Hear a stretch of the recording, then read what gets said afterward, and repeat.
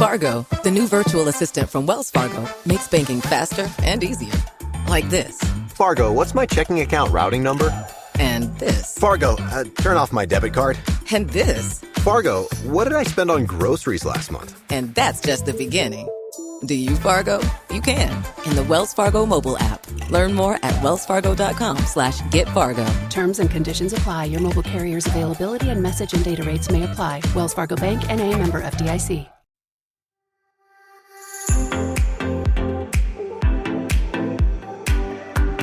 Welcome to the Fasting Focused Lifestyle Podcast, where each week I will be discussing all things fasting and how it can become the most valuable tool in your personal toolkit so that you can live a long, healthy, and meaningful life. I'm your host, Vicki Sharon, and thank you for joining me. All right, so welcome. My name is Vicki, and this is my first episode intro, all about me kind of episode we've got here. As you can very well assume, I am an absolute amateur, novice podcaster, so please understand patience, kindness, all that good fucking mushy stuff. And also, side note, if you're sensitive about adult appropriate swearing, as I like to call it, you might get offended. I apologize. Maybe a little bit, maybe not, but it's just who I am and how I express myself. So hopefully you are the type of person that jives well with this. And if not, you might want to look for something else. But yeah, this is me. This is my story. Whew. So I am a... lots of titles, lots of labels, I guess, if you wanted to even go there. But the way that I kind of see things is, I'm a middle child, older and younger sister, typical, unfortunately, very common kind of growing up situation where my parents did end up starting the process for separation, divorce, all that good stuff that makes you really uncomfortable and teary-eyed and everything. So as a middle child growing up,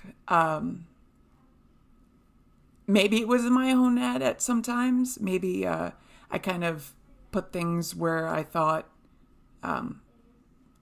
like many folks, I definitely was an emotional eater.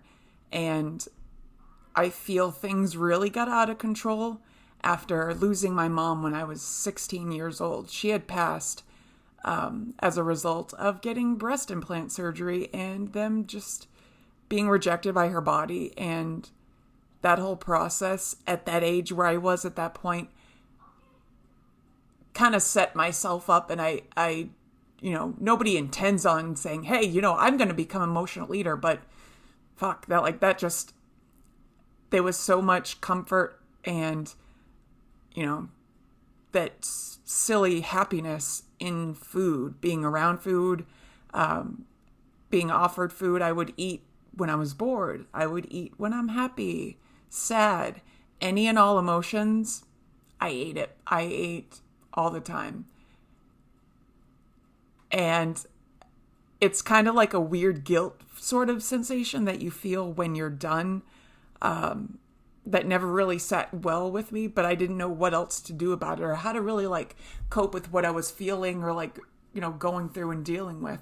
So I always felt comfortable and felt like that was my only option to sneak food, to, grab an extra serving, to always be nibbling on something because, that's just where my security blanket were if I had one. So for me, that's all I knew. And a lot of us, we go and try all these weight loss different methods. And I remember when I was, my earliest memory of trying to lose weight, probably I honestly remember my parents at some point mentioning weight loss surgery. And honestly, that scared the shit out of me. And I wanted to avoid that at all costs. So of course we try, these methods of extreme caloric restriction, and it may work for a week or so, but obviously it's not something that's long-term sustainable. And something derails us and we never get back. It's just the telltale, just conventional weight loss methods of looking for something quick, like a quick fix. Yet we are failing to grasp an understanding that something quick didn't get us here in the first place. It was a long, over time kind of process. And I felt like amidst the multiple different weight loss methods that I tried, I did the phentermine. That was bullshit. It messed with my system significantly. I did those HCG drops, which I didn't know at the time when I started that, eat 500 calories or less each day and put these drops under your tongue. Yeah, that's actually a hormone that your body creates with signaling your body of pregnancy. So before I found out I was pregnant with my son, I was on HCG in an attempt to lose weight, only to find out later, hey, pregnant. And then, of course, that weight gain from that pregnancy. And then not long after, I found out I was pregnant with my daughter after attempting yet another weight loss attempt. This time, like I said, with the phentermine. Man, that stuff's messy. Tried a partial meal replacement plan with this product that I was a wellness and health coach for called Ideal Protein. And I learned a lot about ketogenic eating, and that information was great.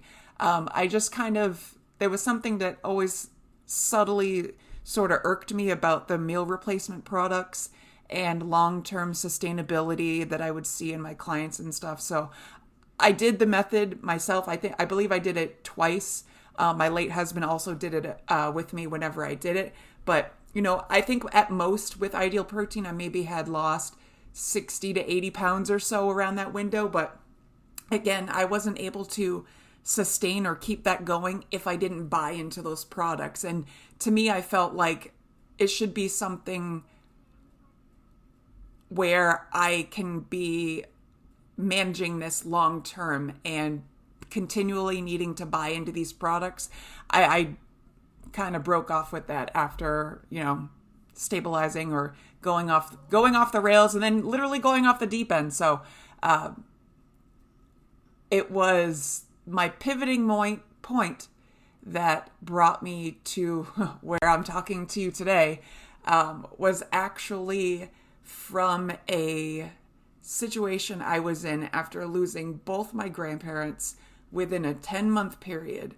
I was their only family down here. I'd moved down. I lived in southern New Hampshire, went to school in upstate New Hampshire for art teacher education, came down here and thought I would be able to immediately get into school. That didn't happen.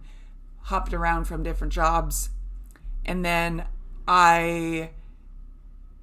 while living with my grandparents and their constant negativity mindset of the after effects still for, almost 16, 17 years, they were mourning my mother's death in a daily fashion, that just commiserating with each other. And it was horrible to be around. It was such a negative, draining energy to be around.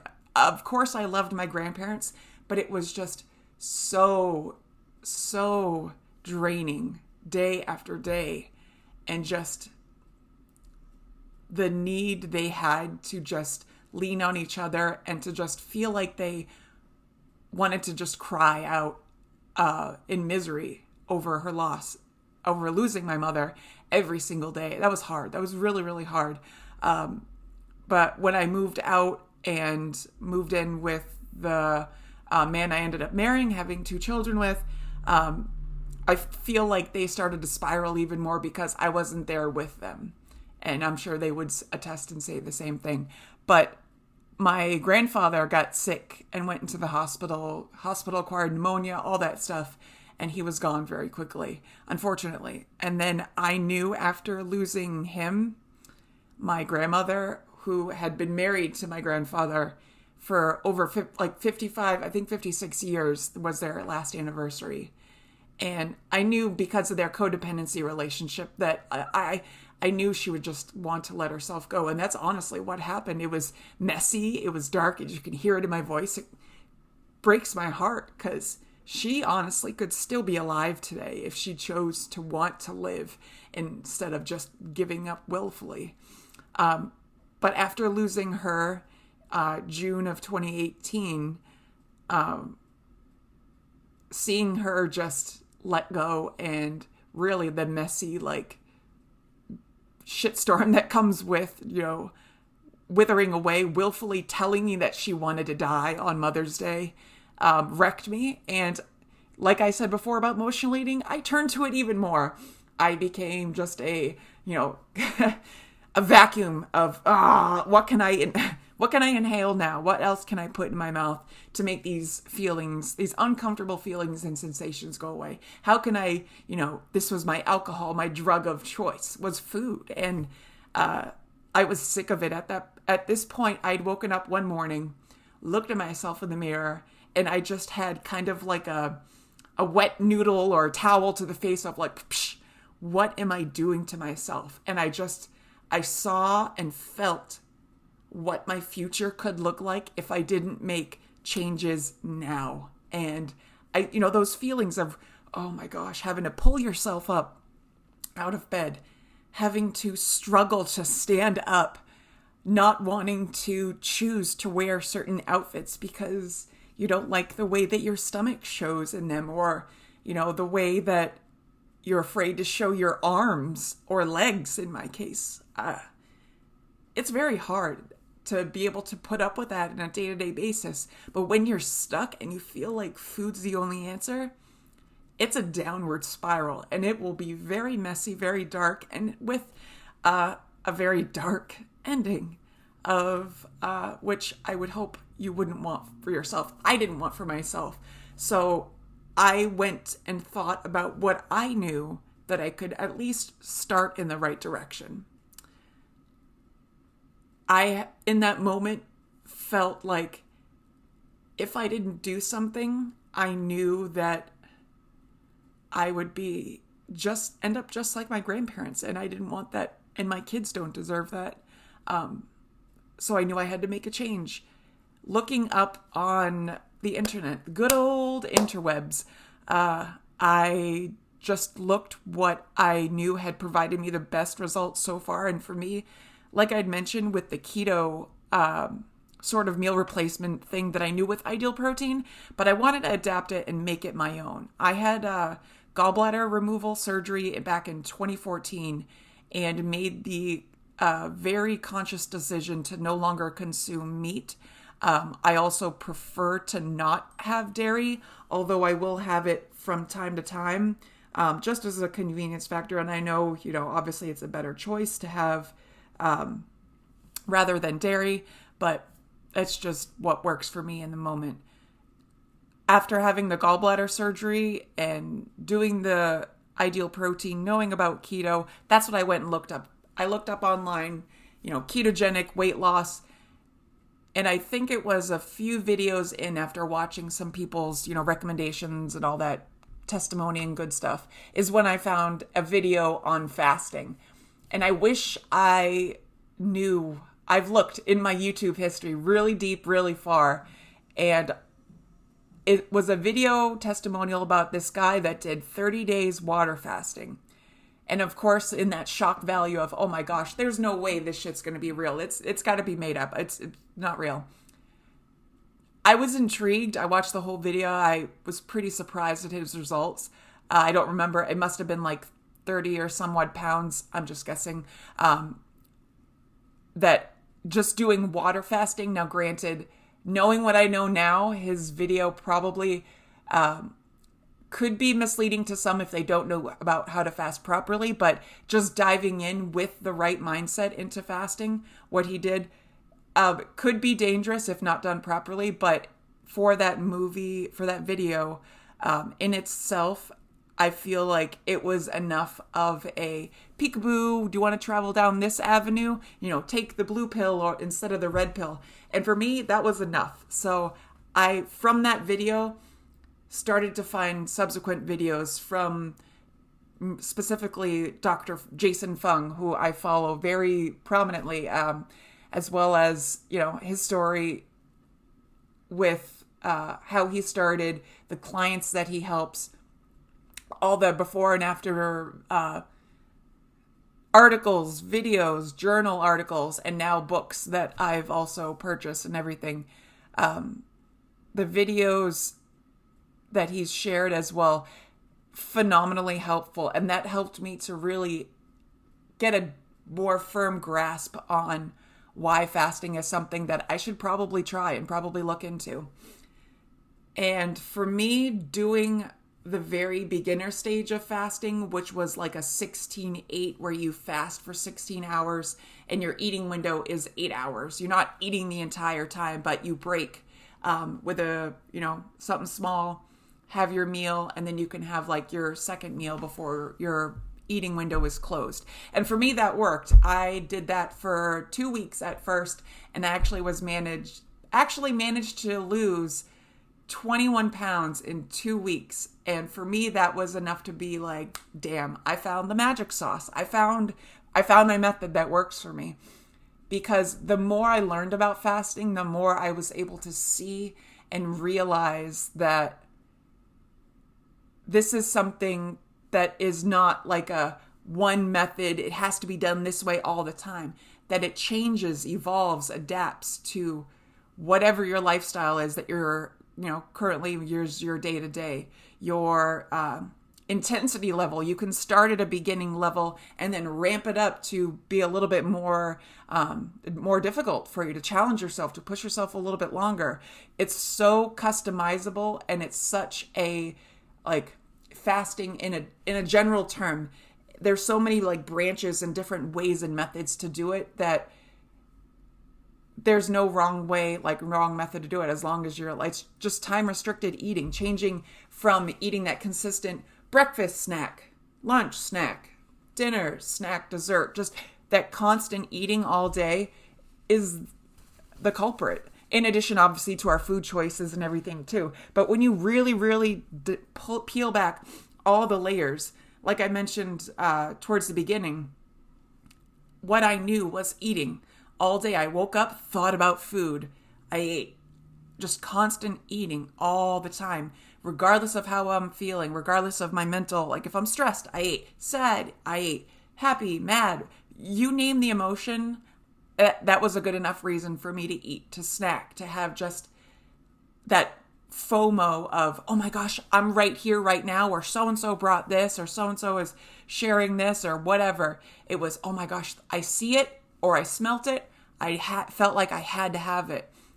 For me, using fasting and implementing it the way that it just seamlessly was able to be integrated into my life, those behaviors by no means are completely gone, but man, they are 80 to 90% fixed. And the connection relationship with food, I feel like I'm pretty, I'm 80 to 90%, like I said, feel like I've got the power over food. Every once in a while, I'm like, ooh, I have to kind of recenter myself when I get, as they say, triggered by some foods or smells or sights. It's usually only if I'm in a specific new kind of experience, like going on vacation, for example. But the way that fasting is, and it's so amazingly flexible, like I just said, where it's important to allow yourself to have those moments of indulgence, have those moments of celebrations, but to always know you can always come back to fasting. And even when I was on vacation, I didn't even think about it. I've been doing fasting in every day in some form for almost 3 years now. And I just find myself in a fast every single day. And that helps to keep me centered, keep my mind and stamina in control, so I'm not susceptible to going off the deep end and just indulging just gluttonously, if that's an actual word, in just foods and just choices that would send me in a downward spiral. And honestly, my food choices and preferences have changed significantly too. So like I said, when I started, I did 16-8, 2 weeks, 21 pounds gone. I found the magic sauce, and I over time challenged myself to push a little harder, to do it a little bit longer. When I felt like things were stabilizing, AKA the dreaded plateau that, we demonize and, oh, it's plateau is so bad. Honestly, fuck that. Like, plateaus are awesome. Plateaus to me are my body's way of saying, hey, this is our new body set weight, like Dr. Fung says. This is our new normal, our new, like, we like it here. And your body wants to stay there, hence the plateau. But in order to push through that, to break through and to continue on your losses, you just got to switch it up. It's like, that definition of insanity, doing the same things over and over, day after day, and expecting a change, expecting different results. You can't have it that way. You've got to continue and change and grow, adapt as things progress, as the weight comes off and things change and grow for you. Because your behaviors with fasting will change. Your behaviors with food definitely are going to change. Your relationship to eating in general can absolutely change. For me, it definitely has.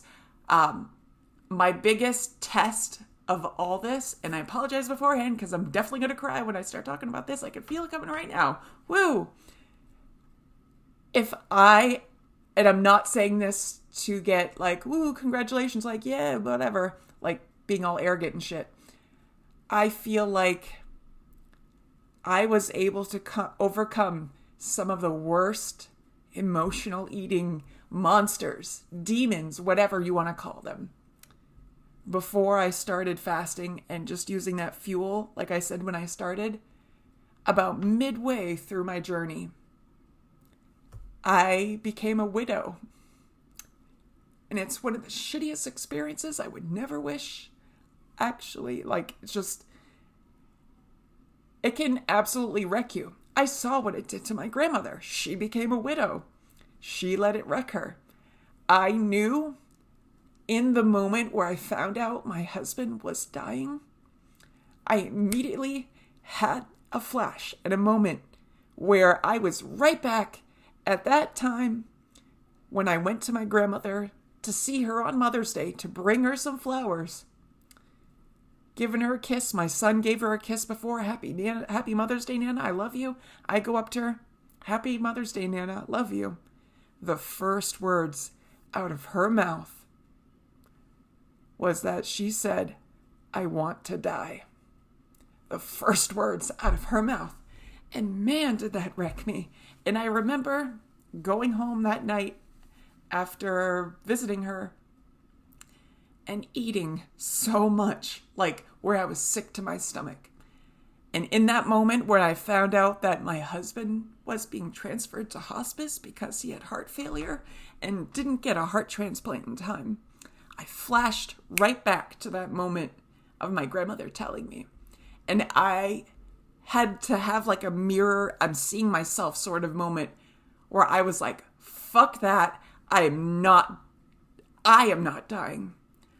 I need to just keep on this journey for his legacy, for his memory. He had asked me for me to not let myself go the way that my Nana did. He had seen me through some of the hardest, difficult struggles. He was my biggest cheerleader, and I'll always love him, and he knows that. But he knew that I could very easily let myself go. And not only did I make a promise to him, to myself, him, myself, and our children, that I was going to keep myself the absolute healthiest that I could for our family's future, regardless of what it looks like, if he was physically here or now, unfortunately, he's not. I knew that the best way to honor him and our family strength, stability, legacy, his memory, all that good stuff combined, was to stay healthy and to make sure I was the best mother I could be for our children.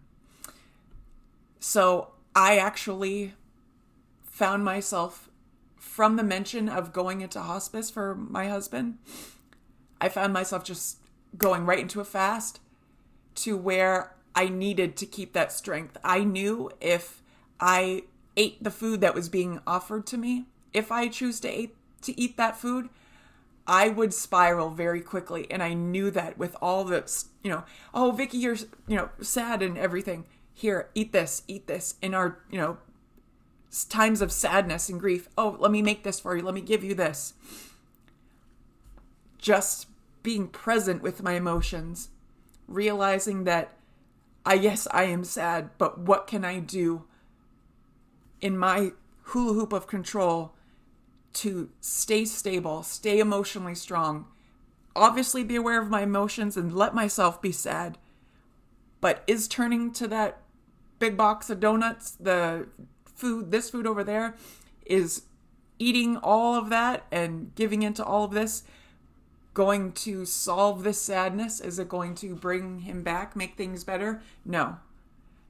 So I stayed on a fast that kept me so emotionally present and aware, much more than I would have if I would have just let myself eat and do and behave however I wanted to.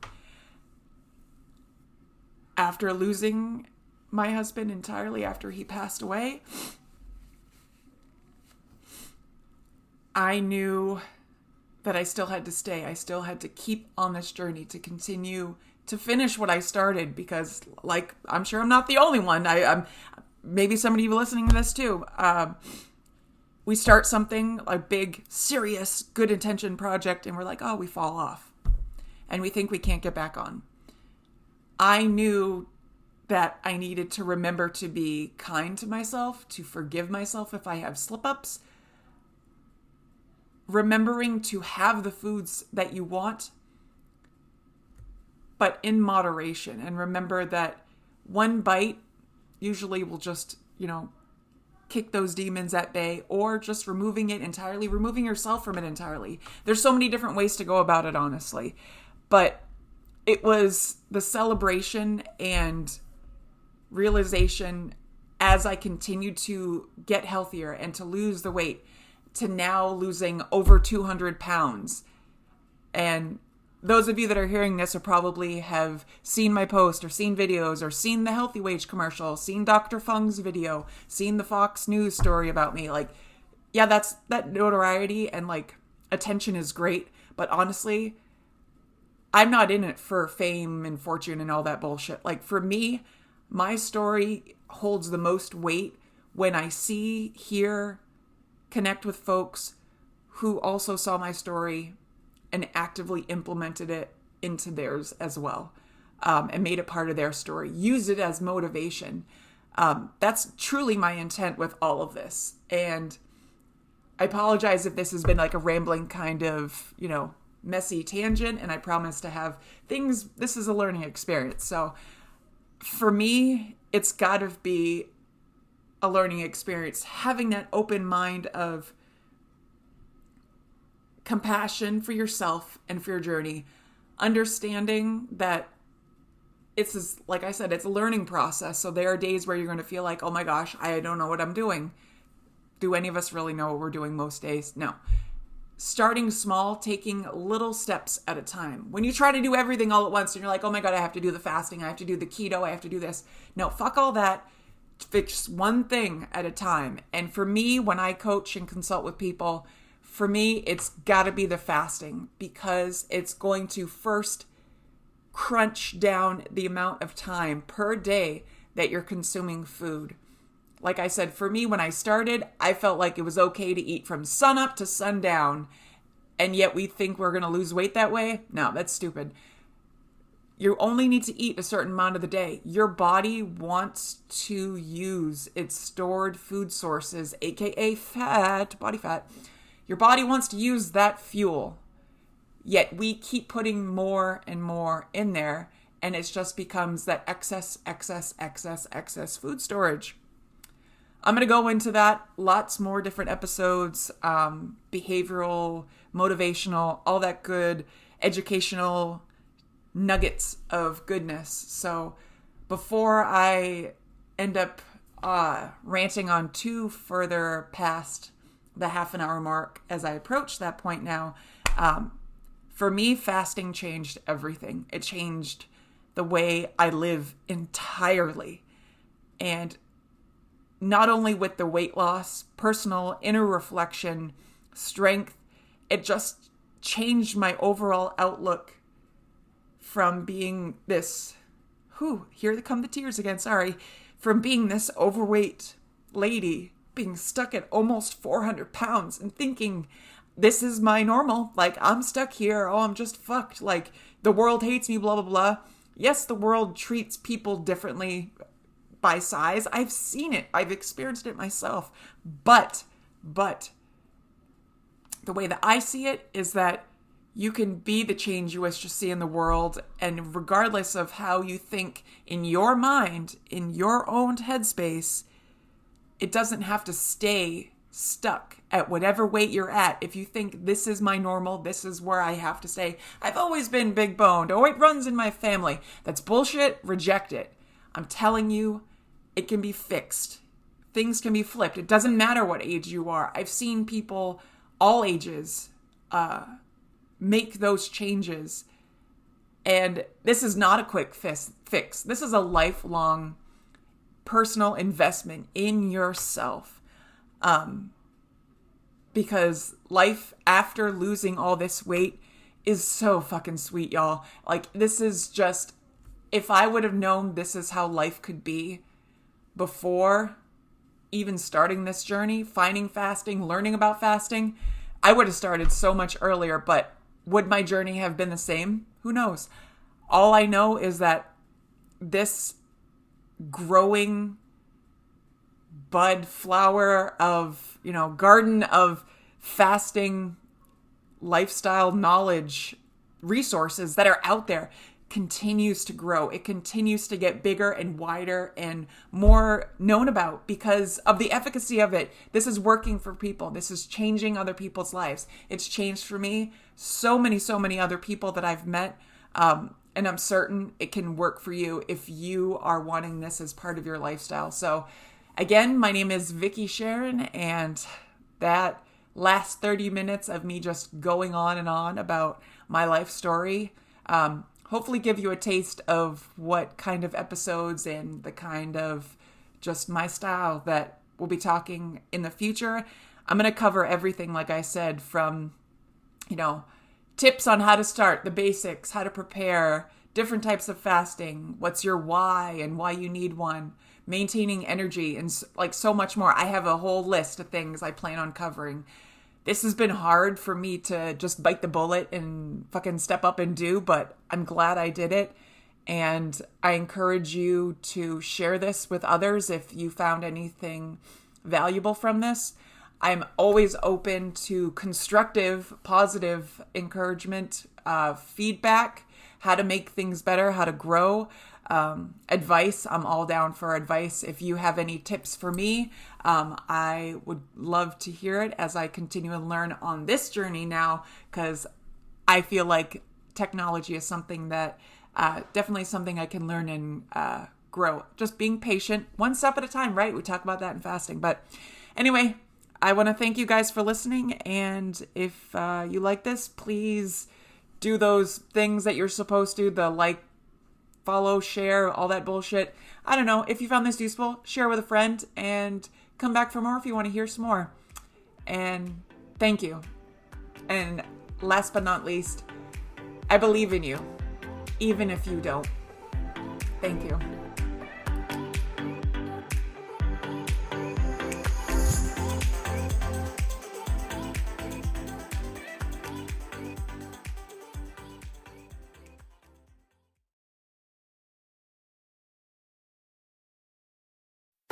Fargo, the new virtual assistant from Wells Fargo, makes banking faster and easier. Like this. Fargo, what's my checking account routing number? And this. Fargo, turn off my debit card. And this. Fargo, what did I spend on groceries last month? And that's just the beginning. Do you, Fargo? You can. In the Wells Fargo mobile app. Learn more at wellsfargo.com/getfargo. Terms and conditions apply. Your mobile carrier's availability and message and data rates may apply. Wells Fargo Bank, N.A., member FDIC.